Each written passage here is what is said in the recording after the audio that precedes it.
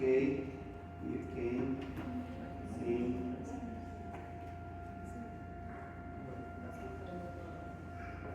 Então, beleza. Ah, tá. Ok. Nós não vamos terminar tarde. Então, a iniciativa é da parte de Deus. Você está com o seu celular aí? Sim. Abra ele lá no chat do item.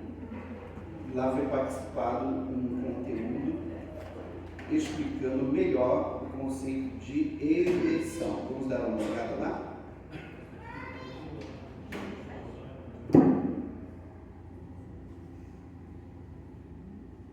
Está ali, eleição e predestinação, amém?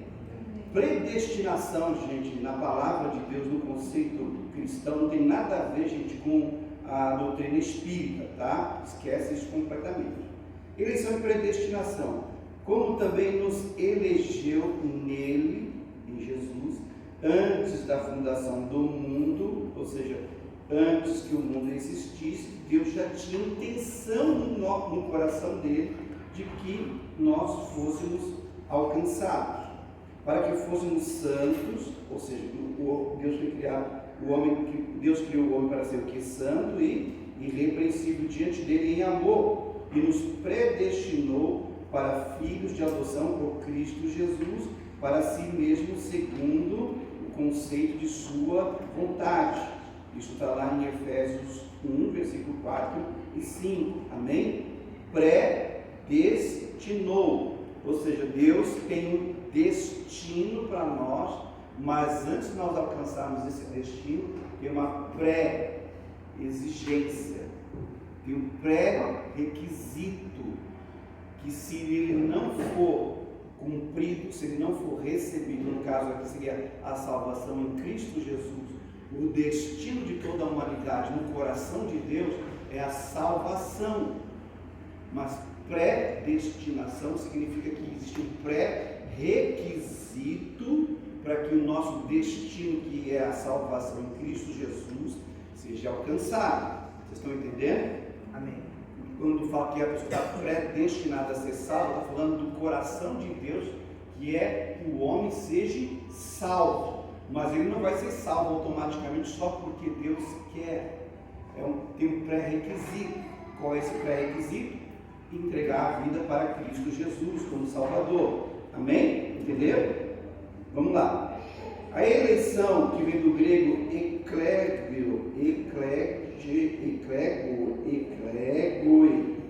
eclegoi, pronto, saiu. Refere-se à escolha feita por Deus. Uma escolha feita por Deus em Cristo, porque em Cristo está a salvação de todo ser humano, amém? De um povo para si mesmo, que seria a igreja, a fim de que sejam santos e inculpáveis diante dele, segundo Tessalonicenses 2,13. Em todo momento você vê que esse povo é um povo que? Santo. A doutrina da eleição abarca as seguintes verdades. Primeiro, a eleição é cristocêntrica. A eleição de pessoas ocorre somente em união com Jesus Cristo, e somente Ele. Deus nos elegeu em Cristo para a salvação. Jesus morreu para a salvação de todos os pecadores. 2. A eleição é feita em Cristo pelo seu sangue. O sangue de Jesus nos purifica de todo pecado. 3. A eleição em Cristo é o primeiro lugar coletiva, a eleição de um povo. Conforme Efésios 1, versículo 4 e 5, 7 e 9, os eleitos são chamados de o seu corpo, ou minha igreja, ou povo adquirido por Deus.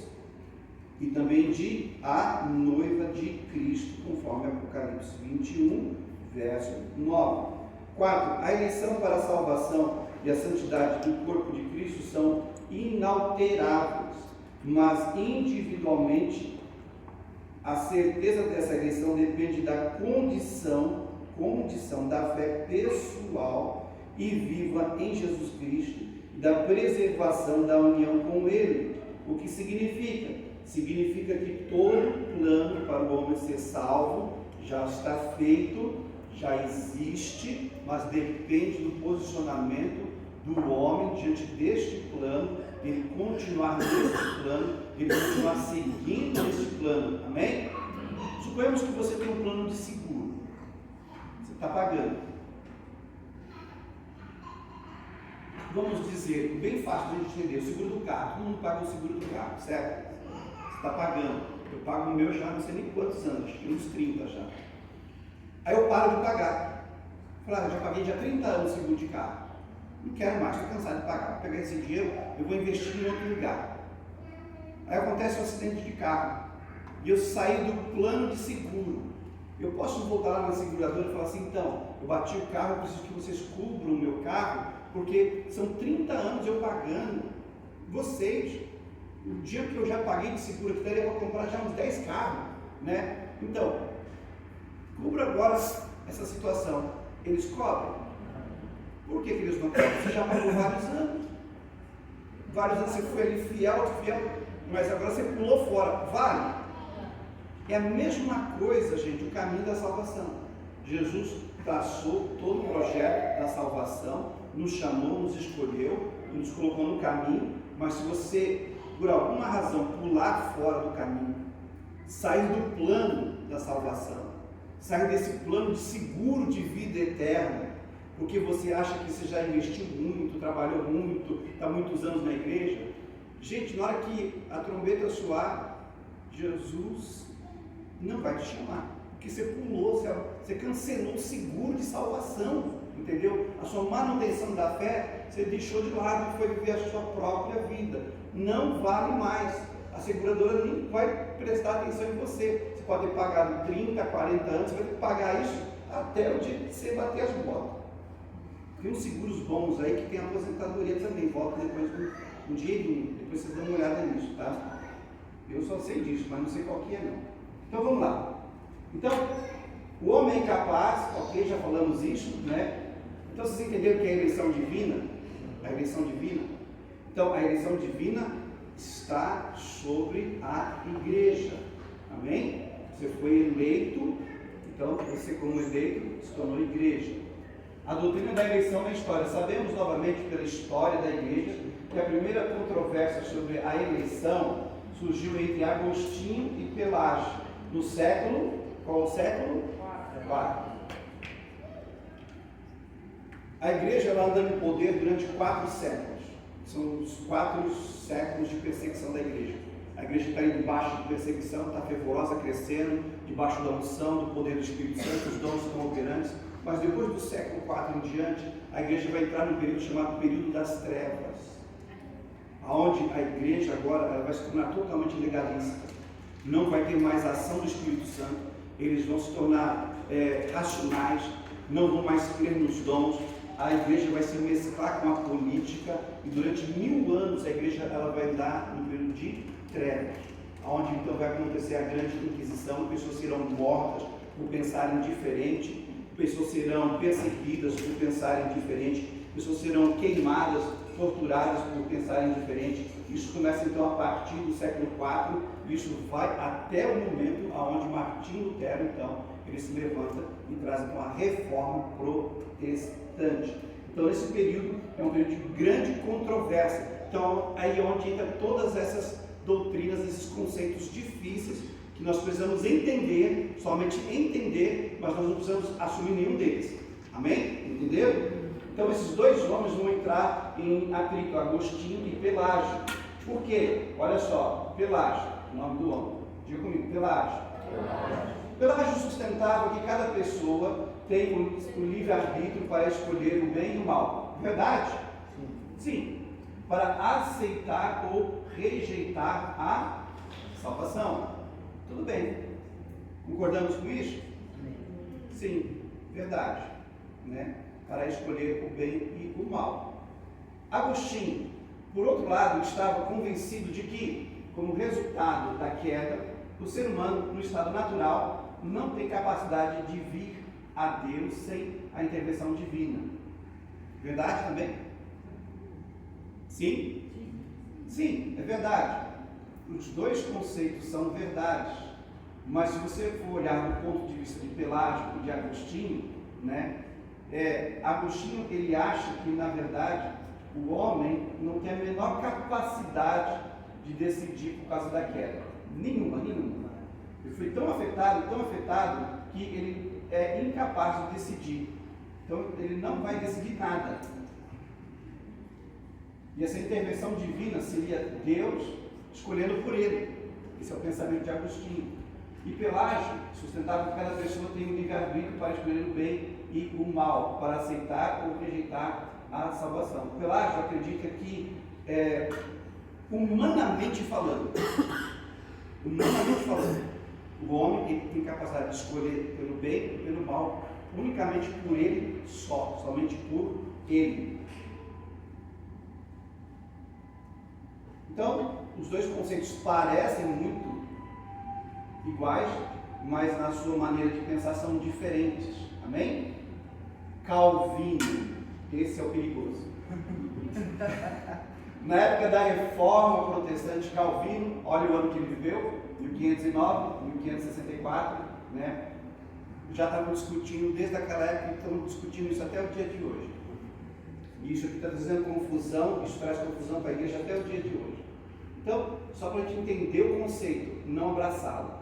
Foi elaborador e defensor da doutrina da eleição.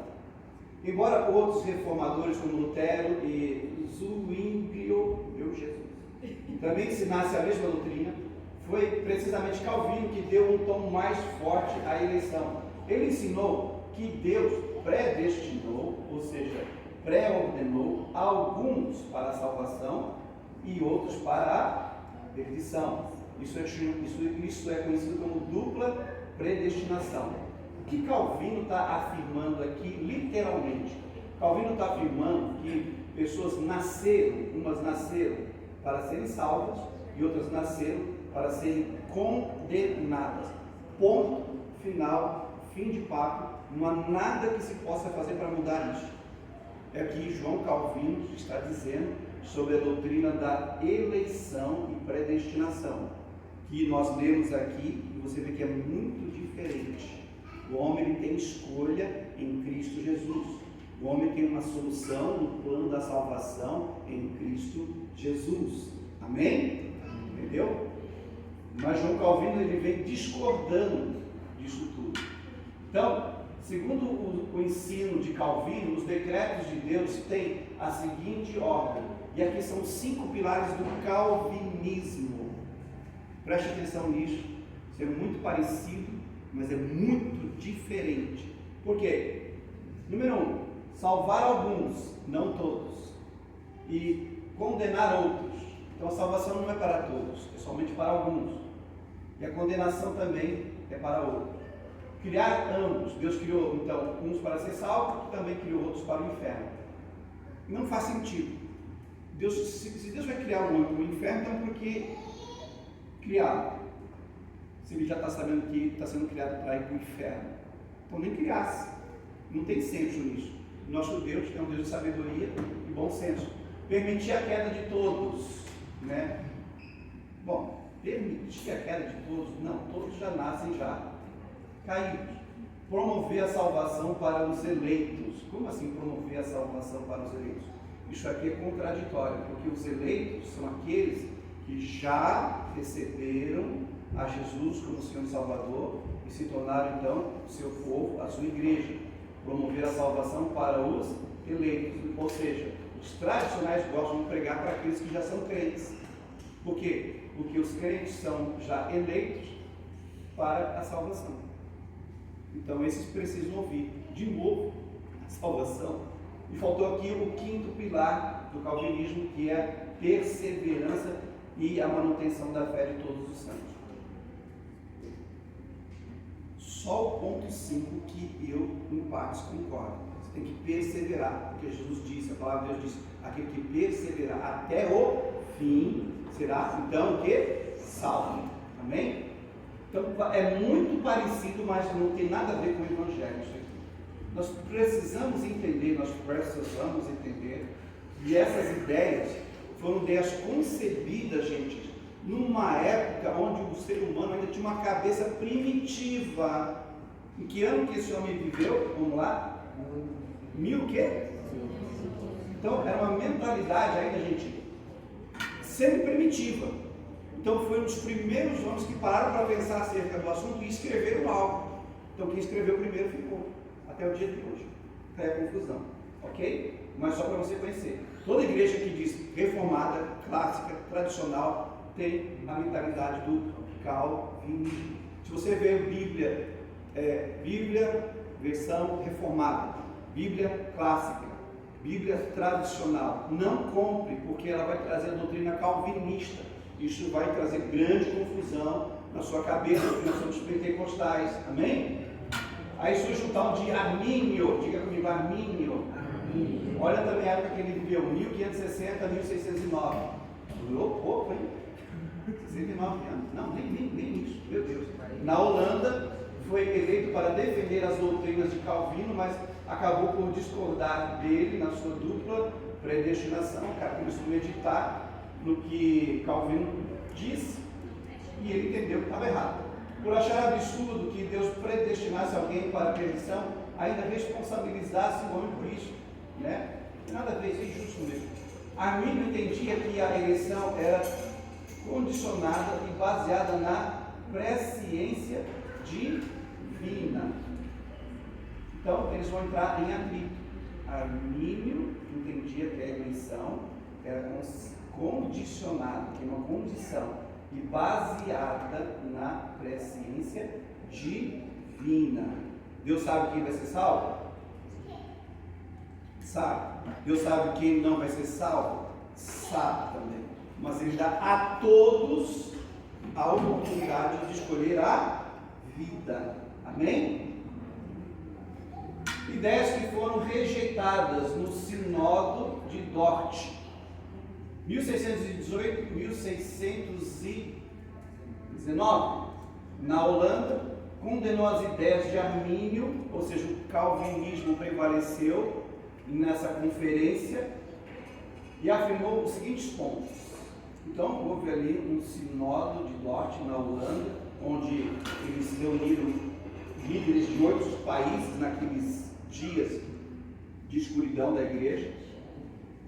A doutrina do arminianismo estava batendo de frente com o calvinismo, então eles se reuniram para resolver essa questão e o calvinismo saiu naqueles dias vitorioso, né? Eles se reuniram 154 vezes para debater isso, 154 vezes, durante quase um ano, para chegar nessa conclusão.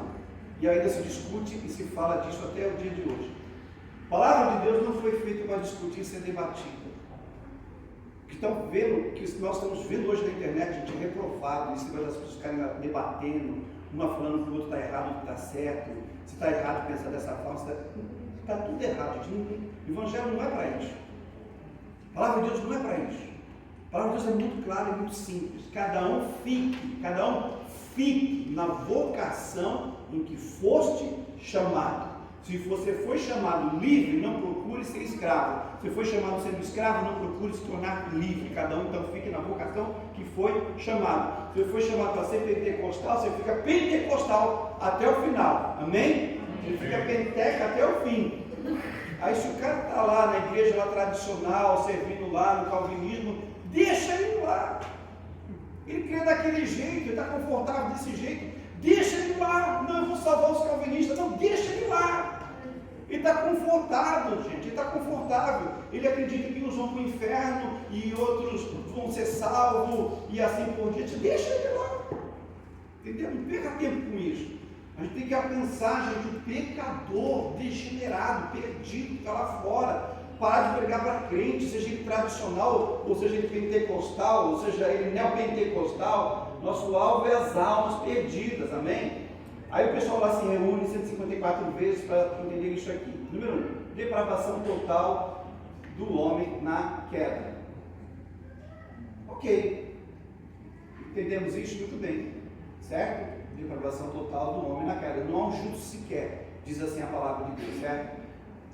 Ok? Verdade? Sim. 2, eleição, olha de novo a palavra eleição, incondicional, ou seja, não é mais condicional, é incondicional de alguns para a salvação. Ou seja, não depende do homem. Isso aqui vai acontecer pela consciência divina. É incondicional, não condicional. Certo? É condicional, tem uma condição. Se creres, serás salvo. Se crer e for batizado, será salvo. Então isso aqui não bate. Expiação limitada para os eleitos. A expiação do sangue de Jesus é somente para quem? Os eleitos. Quem são os eleitos? A igreja. O povo que disse sim para Cristo. Então, o calvinismo ele afirma que o sangue de Jesus só é válido para a igreja, não é válido para todos. Porque nem todos são salvos, porque Deus não criou todos para serem salvos. Então isso aqui é heresia. Vou chamar de heresia na cara dura. Isso é heresia. Jesus morreu por todos. Jesus morreu para todos os homens, para todas as épocas, para todas as gerações, para os japoneses, para os brasileiros, para os hispanos, para os irlandinos. Deus mandou seu Filho Jesus para morrer pelo mundo. Amém? Amém. Graça irresistível aos eleitos. Você vê que o foco deles é nos crentes, não nos perdidos. E a preservação deles. Graça irresistível. A graça de Deus é irresistível. Eu resisti por 3 vezes, talvez mais, porque não lembro. A graça de Deus, ela é resistível, porque Deus ele envia a sua graça para salvar o homem, mas esse homem pode dizer não, ele pode rejeitar, não quero, e tipo, não quero, e você explica, ele não quero, era o meu caso. Eu resistia, até que Deus usou seus meios para me alcançar debaixo da intervenção, da intercessão, amém? Então, graça irresistível, isso também não bate, ok? A graça de Deus, ela pode ser resistida. A Bíblia diz, não resistai ao Espírito Santo. Por quê? Porque ele pode resistir à ação do Espírito Santo. A iniciativa de Deus na salvação. Quem nos amou primeiro? Deus, não nós. Em primeiro lugar, é sempre importante lembrar que Deus quem toma a iniciativa na salvação das pessoas. Por isso que a igreja está na terra, gente. É Deus usando a igreja para trazer salvação para as pessoas, né? A necessidade dessa iniciativa vem do fato de que o homem está morto espiritualmente e não pode operar a sua própria salvação. É verdade, ele não consegue, ele está morto. Estais morto nos seus pecados e nos seus delitos. Ponto, isso é verdade. Amém? Nós estamos aqui na terra para levar a salvação.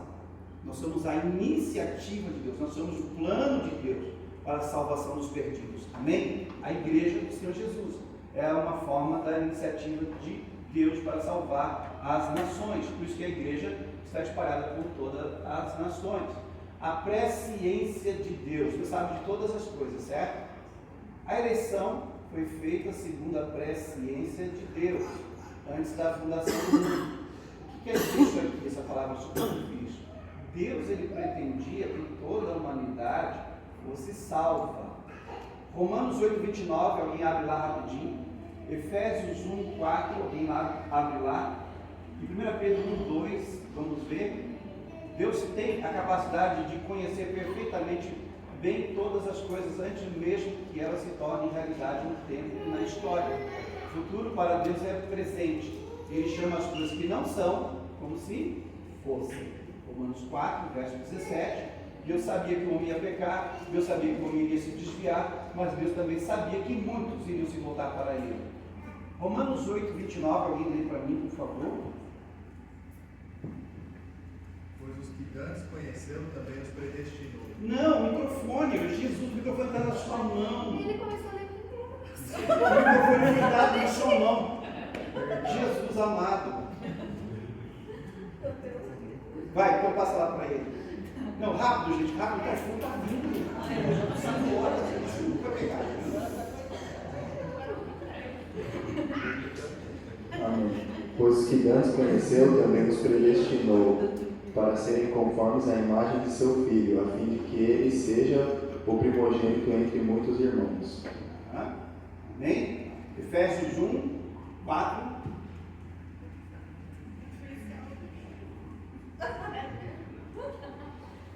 Não adianta falar. Porque Deus nos escolheu nele antes da criação do mundo, para sermos santos e irrepreensíveis em sua presença.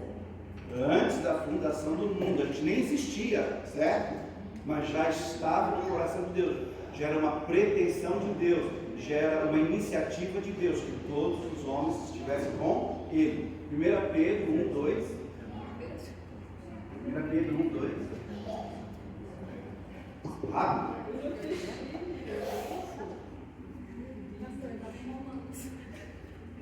Vamos lá, gente. Isso já não está indo. Quem encontrou, lê bem alto. Eleito segundo a presciência de Deus Pai, em santificação do Espírito, para a obediência da aspersão do sangue de Jesus Cristo, graça e paz vos sejam multiplicadas. Lê de novo, por favor. Eleitos segundo a presciência de Deus Pai, e em santificação do Espírito, para a obediência da aspersão do sangue de Jesus Cristo, graça e paz vos sejam multiplicadas. Ou seja, o sangue de Jesus não vem sobre nós irresponsavelmente, nem por mero acaso. O sangue de Jesus ele vem sobre nós a partir do momento que a gente se propõe a se santificar, ou seja, a partir do momento que eu aceito o sacrifício de Cristo na cruz do Calvário. Então, eu começo então a ser santificado pelo sangue de Jesus que foi derramado sobre a minha vida, né? Eu entro num plano que Deus estabeleceu para mim ser salvo, que estava já proposto no coração dele antes que o mundo existisse. Mas nesse processo todo você vê o quê? A responsabilidade humana do homem aceitar o plano da salvação, se manter em santidade, e para que se venha manter em santidade, então o sangue de Jesus vem nos purificar de todo o pecado. Amém? Entendeu? Então vamos lá. A doutrina da vocação seria: seguimos, portanto, tópicos sobre este assunto: as pessoas chamadas, o objeto do chamado e os meios do chamamento. Vocacionados. A natureza da salvação. O que é salvação? Precisamos entender o que a Bíblia chama de salvação, porque é básico para a fé cristã. Esse é um assunto, né, de escola de discípulo nível 1. Podemos definir salvação como sendo o livramento do pecado e os seus efeitos mediante a ação graciosa de Deus em Cristo para uma vida de glória com Deus numa nova ordem de existência eterna. Livramento do pecado e seus efeitos. No Antigo Testamento não tinha a ideia de inferno. No Antigo Testamento eles não acreditavam que Deus havia criado o homem para o inferno. No Antigo Testamento a ideia básica de salvação na Bíblia é de livramento de tentação de alguma coisa. Nesse sentido, no Antigo Testamento entendemos que a salvação de Deus era o livramento da doença, da morte, do cativeiro, do inimigo, e o escapar de todas as espécies de males. Tinha um sentido de livramento de coisas desta vida e do tempo temporal das coisas da vida. Mas eles não acreditavam no inferno, eles não acreditavam no conceito do inferno. Agora, já no Novo Testamento é diferente. A salvação passou a significar primeiramente livramento do pecado e seus efeitos, que seria a morte eterna. Mateus 1, 21, alguém abre lá rapidinho, Atos 2, 38 e Atos 3, 19. Vamos ler somente essas três passagens. Portanto, para o estudo de soteriologia nos importa o conceito encontrado no Novo Testamento. Fica fácil compreender agora a ideia de salvação cristã? Contrasta com o fato do indivíduo perecer. A salvação tem a ver com a perdição eterna, com a condenação eterna. Nós precisamos ser salvos do quê? Da condenação eterna, que é a consequência do pecado. Mateus 1, 21. Ela dará à luz a um filho, e lhe porás o nome de Jesus, porque ele salvará o seu povo dos pecados deles. Sim, salvará dos seus pecados, salvação dos pecados. Atos 2, 38. E disse-lhes Pedro: arrependei-vos, a cada um de vós seja batizado em nome de Jesus Cristo para perdão dos pecados, e recebereis o dom do Espírito Santo. O arrependimento é uma obra divina ou é uma obra humana? Divina e humana. O Espírito Santo ele veio e traz sobre nós o o quebrantamento, para o arrependimento, aí o ser humano tem a responsabilidade de ceder ou não ceder. Por isso que a graça de Deus, ela é resistível, não irresistível. Ok? Vamos lá, Atos 3,19. Agora arrependam-se e voltem-se para Deus, para que seus pecados sejam apagados. Você vê a responsabilidade humana no processo. Ou seja, Deus ele responsabiliza o homem desde o início, desde o começo. E exercício para casa. Amém? Terminamos aqui a aula. Deus abençoe. O fato de vocês estudarem isso não quer dizer então que vocês têm que abraçar alguma desses conceitos. É só para você entender, para você, quando de repente for convidado para uma igreja que é tradicional, você chegue lá já entendendo a linha da pregação, para que você não vá depois e fique confuso e fique apostatado da fé. Porque tem muita gente hoje que está se apostatando da fé, porque está escutando muita mensagem na internet de pregadores que são calvinistas. Estão abandonando o ministério, estão abandonando a obra de Deus, estão abandonando a fé, estão abandonando congregar em casa, porque uma doutrina do calvinismo extremista é que uma vez salvo, salvo para sempre. Então, uma vez que eu aceitar Jesus como Senhor e Salvador, o que eu fizer da minha vida, bem ou mal, já está tudo certo. Jesus já pagou todo o preço pelos meus pecados. Eu estou justificado. Eu posso fazer o que eu bem quiser da minha vida. Isso é o calvinismo extremo, radical. E o calvinismo leve, que é isso aqui que nós acabamos de ver, que é a sua base. Mas ele pode ficar mais radical ainda. Muitas das vezes você pode estar escutando a pregação de muita gente que é calvinista, que é reformado, dizendo, olha, a salvação não é por obras, é simplesmente pela graça e tal tudo, então você não precisa trabalhar, você não precisa mais isso, não precisa mais aquilo outro e tal tudo. E isso contradiz as escrituras. Mostre-me a tua fé sem as obras. É possível? Tiago vai dizer assim, eu vou mostrar pelas obras a minha fé. Amor sem expressão existe? Não tem como. Tem que ter uma expressão. O amor em si traz uma expressão. Amém? Porque seria diferente no reino de Deus. Vamos ficar de pé, vamos orar. Amém?